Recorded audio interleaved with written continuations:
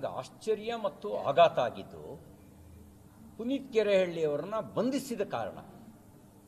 Puneeth ಕೆರೆಹಳ್ಳಿಯವರಿಗೆ actually ಅವ್ರು republic day ದಿನ, ಗಣರಾಜ್ಯೋತ್ಸವ ದಿನ ಸನ್ಮಾನ ಮಾಡಬೇಕಿತ್ತು. ಯಾಕೆ ಅಂದರೆ ಒಂದು ದೇಶಭಕ್ತಿಯ ಕೆಲಸವನ್ನು ಪುನೀತ್ ಕೆರೆಹಳ್ಳಿ ಮಾಡಿದ್ದಾರೆ. ಅಕ್ರಮ ಬಾಂಗ್ಲಾ ನುಸುಳುಕೋರರು ಹೇಗೆ ಒಂದು ಜಾಲವನ್ನು ಮಾಡಿಕೊಂಡು ಅವರಿಲ್ಲಿ BPL ಕಾರ್ಡ್ ಪಡಿತಾರೆ, ಇಲ್ಲಿ ಆಧಾರ್ ಕಾರ್ಡ್ ಪಡಿತಾರೆ, ಇಲ್ಲಿ ಮತದಾರರ ಪಟ್ಟಿಯಲ್ಲಿ ಸೇರ್ಕೊಳ್ತಾರೆ, ಇಲ್ಲಿ ಬ್ಯಾಂಕ್ ಲೋನ್ ಪಡ್ಕೊಳ್ತಾರೆ. ಇದು ಆಂತರಿಕ ಸುರಕ್ಷತೆಗೆ ಅಪಾಯಕಾರಿಯಾಗಿರುವಂಥ ಸಂಗತಿ. ಇಂಥ ಒಂದು ಸಂಗತಿಯನ್ನು ಪತ್ತೆ ಹಚ್ಚಿದ್ದಾರೆ ಅಂತ ಹೇಳಿ ಅವರಿಗೆ ನೀವು ಗೌರವಿಸಬೇಕಾಗಿತ್ತು. ಬದಲೇನು ಮಾಡಿದ್ರಿ? ಬಂಧಿಸಿದ್ರಿ. ಈ ಸರ್ಕಾರ ಕರ್ನಾಟಕದ ಜನತೆಯ ಸರ್ಕಾರನೋ ಬಾಂಗ್ಲಾದೇಶಿಗಳ ಸರ್ಕಾರನೋ? ಈ ಸರ್ಕಾರ ಮಾಡಿರೋ ವರ್ತನೆ ಇದು ಇಂಡಿಯನ್ ನ್ಯಾಷನಲ್ ಕಾಂಗ್ರೆಸ್ನ ವರ್ತನೆ ಅಲ್ಲ, ಬಾಂಗ್ಲಾ ನ್ಯಾಷನಲಿಸ್ಟ್ ಕಾಂಗ್ರೆಸ್ನ ವರ್ತನೆ ಅಂತ ತೋರಿಸುತ್ತೆ. ಯಾರು ಪತ್ತೆ ಹಚ್ಚಿದ ಅವನ ಮೇಲೆ ಕೇಸು. ನ್ಯಾಯಾಲಯದಲ್ಲಿ ಏನು ಸಮರ್ಥನೆ ಮಾಡ್ಕೊಳ್ತೀರಿ ನೀವು? ದೇಶದ್ರೋಹಿಗಳಿಗೆ ಬೆಂಬಲ ಕೊಡ್ತೀರಾ? ಏನಂತ ಸಮರ್ಥನೆ ಮಾಡ್ಕೊಳ್ತೀರಿ ನೀವು? ನೀವು ಆಕ್ಷನ್ ತಗೋಬೇಕಾಗಿತ್ತು. ಯಾರ ಮೇಲೆ ತಗೋಬೇಕಾಗಿತ್ತು? ನೀವು ಆಕ್ಷನ್ ತಗೊಳ್ಬೇಕಾಗಿದ್ದು 1,500 ರೂಪಾಯಿ ಇಸ್ಕೊಂಡು ಆಧಾರ್ ಕಾರ್ಡ್ ಮಾಡಿಕೊಟ್ನಲ್ಲ ಅವನ ಮೇಲೆ ಆಕ್ಷನ್ ತಗೋಬೇಕಿತ್ತು. ಅವನ ಮೇಲೆ ಜೈಲಿಗೆ ಹಾಕಬೇಕಾಗಿತ್ತು.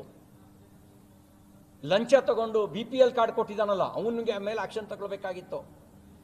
ಇಲ್ಲಿರೋ ಬಡವರ ಮಕ್ಕಳಿಗೆ BPL ಕಾರ್ಡ್ ಇಲ್ಲದೆ ಚಪ್ಪಲಿ ಸೋಸ್ತಾ ಇದ್ದಾರೆ. ಈ ಬಾಂಗ್ಲಾದೇಶದವ್ರಿಗೆ BPL ಕಾರ್ಡ್ ಕೊಟ್ಟು ಇವರಿಗೆ ರೇಷನ್ ಕೊಡ್ತಾರೆ. ಇಲ್ಲಿ ಬಾಂಗ್ಲಾದೇಶದವ್ರಿಗೆ ಲೋನ್ ಸಿಗುತ್ತೆ. ಯಾರ ಮೇಲೆ ಆಕ್ಷನ್ ತಗೋಬೇಕಾಗಿದ್ದು ನೀವು? ದೇಶದ್ರೋಹಿಗಳಿಗೆ ಬೆಂಬಲ ಕೊಡ್ತಿರೋರ ಮೇಲೆ ಆಕ್ಷನ್ ತಗೋಬೇಕಾಗಿತ್ತು. ದೇಶದ್ರೋಹವನ್ನು ಪತ್ತೆ ಹಚ್ಚಿದವ್ರ ಮೇಲೆ ಆಕ್ಷನ್ ತಗೊಂಡು ನೀವು ದ್ರೋಹಿಗಳಾಗಿದ್ದೀರಿ. ನಿಮ್ಮ ವರ್ತನೆಯು ದೇಶದ್ರೋಹಿಗಳ ಪರವಾಗಿರುವಂಥ ವರ್ತನೆ ಇದೆ. ನಾಚಿಕೆ ಇಲ್ಲ ಇವರಿಗೆ. ಅದಕ್ಕಾಗಿ ಆ ಮೊಕದ್ದಮೆಯನ್ನು ಕೈ ಬಿಡಬೇಕು. ಯಾರು ಲಂಚ ತಗೊಂಡು ಆಧಾರ್ ಕಾರ್ಡ್ ಮಾಡಿಕೊಟ್ಟಿದ್ದಾರೆ ಅವನು ಒದ್ದೊಳಗಾಕಿ. ನೋಡಿ, ರಾಜ್ಯಪಾಲರು ಈ ಸರ್ಕಾರ ಬರ್ಕೊಟ್ಟಿದ್ದನ್ನು ಓದಬೇಕು, ಓದ್ತಾರೆ. ಆದರೆ ಜನಮಾನಸದಲ್ಲಿ ಈ ಸರ್ಕಾರದ ಬಗ್ಗೆ ಸದಭಿಪ್ರಾಯ ಇಲ್ಲ. ಈ ಸರ್ಕಾರ ಒಳ್ಳೆ ಕಾರಣಕ್ಕೆ ಅಂಥೇಳಿ ಒಂದು ದಿನವೂ ಸುದ್ದಿಯಾಗಿಲ್ಲ.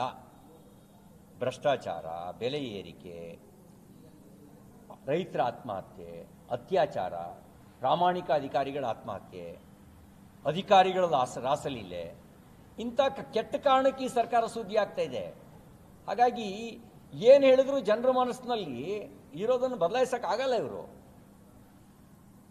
ಯಾವುದನ್ನು ಏನು ಹೊಗಳ್ಕೊಂಡ್ರೂ ಕೂಡ ಜನರ ಮನಸ್ಸಿನಲ್ಲಿ ಇರೋದನ್ನು ಬದಲಾಯಿಸೋಕ್ಕಾಗಲ್ಲ. ಗ್ರಾಮೀಣ ಭಾಗದಲ್ಲಿ ಬಸ್ಸು 4 ಬಸ್ ಬರ್ತಿದ್ರೆ 2 ಬಸ್ಸಿಗೆ ಇಳಿದಿದ್ದಾವೆ. ಆ 2 ಬಸ್ಸು ತೊಳ್ಳೋ ಮಾಡಲಾಗಿದ್ದಾವೆ. ತೊಳ್ಕೊಂಡೇ ಹೋಗಬೇಕು, ಆ ಪರಿಸ್ಥಿತಿ ಇದೆ. ಇದೆಲ್ಲ ಜನರ ಅನುಭವದಲ್ಲಿದೆ. ಹಾಗಾಗಿ ಇವರು ರಾಜ್ಯಪಾಲರ ಹತ್ರ ಏನು ಹೇಳಿಸಿದ್ರು ಅದು ಔಪಚಾರಿಕ ಅಷ್ಟೇ. ಜನರ ಮನಸ್ಸಿನಲ್ಲಿ ಇರೋದೇ ಬೇರೆ.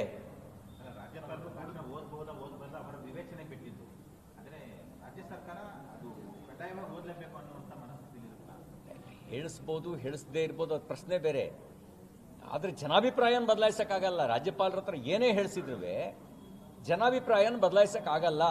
ಜನರ ಮನಸ್ಸಿನಲ್ಲಿ ಈ ಸರ್ಕಾರದ ಬಗ್ಗೆ ಒಂದು ನೆಗೆಟಿವ್ ಸೆಟ್ ಆಗಿಬಿಟ್ಟಿದೆ. ಯಾಕೆ ಅಂದರೆ 2.5 ವರ್ಷದಲ್ಲಿ ಒಳ್ಳೆ ಕಾರಣಕ್ಕೆ ಈ ಸರ್ಕಾರ ಸುದ್ದಿಯಲ್ಲಿ ಇಲ್ಲವೇ ಇಲ್ಲ.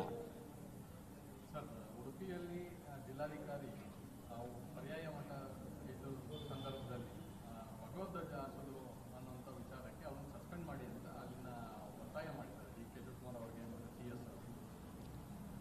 ಒಂದು ಕಾಂಗ್ರೆಸ್ಸಿಗರ ಹಿಂದೂ ವಿರೋಧಿ ಮಾನಸಿಕತೆಯನ್ನು ತೋರಿಸುತ್ತೆ. ಭಗವದ್ಧ್ವಜ ಅಂದರೆ ನಿಷೇಧಿತ ಧ್ವಜನ? ಏನಾರು ಭಗವದ್ಧ್ವಜ ಪಾಕಿಸ್ತಾನದ ಧ್ವಜದ ಥರ ಕಂಡುಬಿಡ್ತಾ ಕಾಂಗ್ರೆಸ್ನವರಿಗೆ? ಭಗವ ಅಂದರೆ ಒಂದು ತ್ಯಾಗದ ಸಂಕೇತ. ಭಗವ ಅಂದರೆ ಒಂದು ಶೌರ್ಯದ ಸಂಕೇತ. ಭಗವದ್ಧ್ವಜ ಇವತ್ತಿನವರೆಗೂ ಜಗತ್ತಿನಲ್ಲಿ ಭಯೋತ್ಪಾದಕರನ್ನು ಸೃಷ್ಟಿ ಮಾಡಿಲ್ಲ. ಭಗವದ್ಧ್ವಜ ಸೃಷ್ಟಿ ಮಾಡಿರೋದು ಸಂತರನ್ನ, ಭಗವದ್ಧ್ವಜ ಸೃಷ್ಟಿ ಮಾಡಿರೋದು ತ್ಯಾಗಜೀವಿಗಳನ್ನು, ಭಗವದ್ಧ್ವಜ ಸೃಷ್ಟಿ ಮಾಡಿರೋದು ಶೌರ್ಯದ ಪರಾಕಾಷ್ಠೆಯನ್ನು ಮೆರೆದಂಥ ಶಿವಾಜಿ ಅಂತವ್ರನ್ನ ಸೃಷ್ಟಿ ಮಾಡಿದೆ, ರಾಣಾ ಪ್ರತಾಪ್ ಅಂತವ್ರನ್ನ ಸೃಷ್ಟಿ ಮಾಡಿದೆ. ಹಾಗಾಗಿ ಭಗವಧ್ವಜ ಹಿಡ್ಕೊಳ್ಳೋದು ಅಪರಾಧ ಅಲ್ಲ. ಕಾಂಗ್ರೆಸ್ಸಿಗೆ ಅದೊಂದು ರೀತಿಯ ಒಂದು ಮಾನಸಿಕತೆ ಬಂದ್ಬಿಟ್ಟಿದೆ, ಕೆಟ್ಟ ಕಾಯಿಲೆ ಅದು. ಆ ಹಿಂದೂ ವಿರೋಧಿ ಮಾನಸಿಕತೆಯನ್ನು ಈ ರೀತಿ ವ್ಯಕ್ತಪಡಿಸುತ್ತೆ. ಏನು ಅಪರಾಧ ಹೇಳಿ? ಜಿಲ್ಲಾಧಿಕಾರಿ ಭಗವಧ್ವಜ ಹಿಡಿಯೋದು, ಕೈಲಿ ಹಿಡಿಯೋದು ಅಪರಾಧನಾ? ಭಗವಧ್ವಜ ಯಾವುದೋ ರಾಜಕೀಯ ಪಕ್ಷಕ್ಕೆ ಸೇರಿದ ಧ್ವಜನಾ?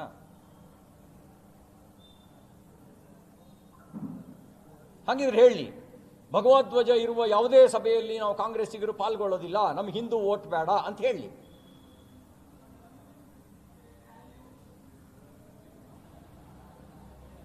ತಮಿಳುನಾಡಲ್ಲಿ ನಿನ್ನೆ ರಾಜ್ಯಪಾಲರು ಭಾಷಣ ಓದ್ದೇನೆ ಸದನದವರೆಗೂ ಹೋಗಿದ್ದಾರೆ. 4ನೇ ವರ್ಷ ಸತತವಾಗಿ 4 ವರ್ಷದಿಂದ ಆಚೆ ಹೋಗ್ತಾ ಇದ್ದಾರೆ. ಆ ಭಾಷಣ ಕೇಂದ್ರ ಸರ್ಕಾರದ ವಿರುದ್ಧವಾಗಿದೆ, ಜೊತೆ ಸುಳ್ಳು ಹೇಳ್ತಾ ಇದೆ ಅಂತ.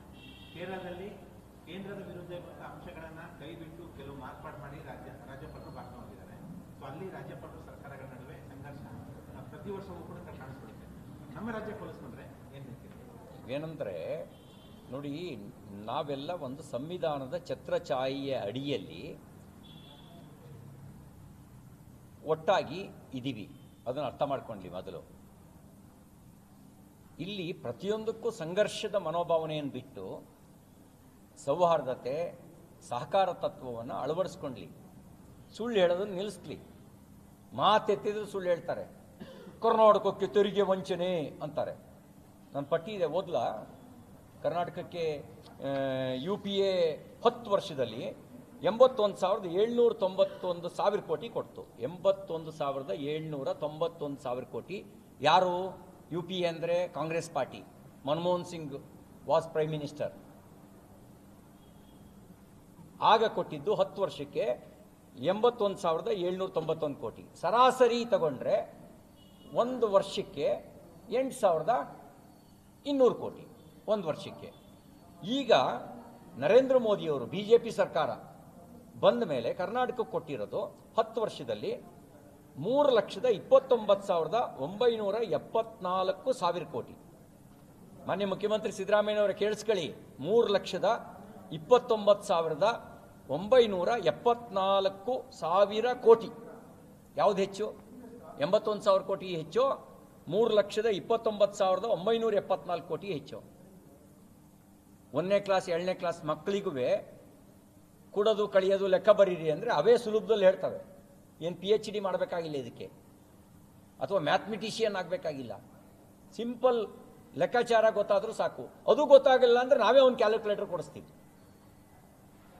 ಕೊಡೋ ಕಳಿಯೋ ಲೆಕ್ಕ ಮಾಡಿ, ಯಾರು ಜಾಸ್ತಿ ಕೊಟ್ಟಿದ್ದಾರೆ ಅಂತ ಗೊತ್ತಾಗುತ್ತೆ. ಆಗಲಾದ್ರೂ ಸುಳ್ಳು ಹೇಳೋದು ನಿಲ್ಲಿಸಿ.